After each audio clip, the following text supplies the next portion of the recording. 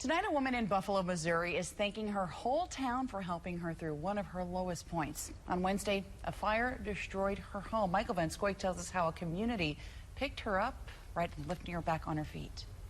I've had a lot of bad happen to me in my life, so that was just the tip of the iceberg. Brittany Langford has been on a journey recovering from addiction, and just this week, her journey was halted by a devastating house fire. I lost everything at my choice, and this was something that was out of my hands at the peak of me doing well. With a little bit of help from friends, businesses, and strangers across Buffalo surprised her with a new house. First, you lose your home, and then 24 hours later, something sort of even more unexpected happens. Yes. What goes through your mind?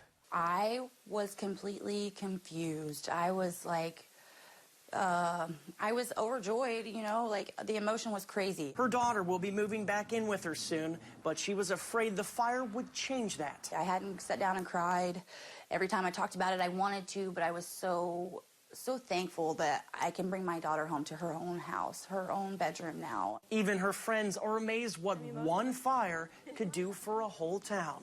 You know, to see a town that I grew up not caring for come together in such a hard time, especially with COVID and Christmas, you know, for a tragedy to happen, it turned into a miracle. Yeah, it's very powerful.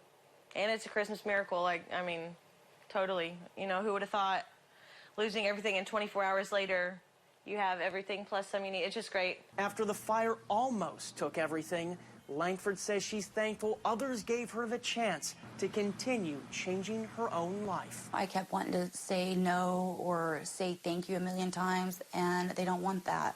They don't want to thank you. They just want to see me keep progressing and keep going forward and not let something as big as this set me back. What sort of things would you say to other people out there who may be struggling with addiction, those kind of things? Hold on to whatever you have left. Hold it. Dig deep and hold on, because there is light after that darkness.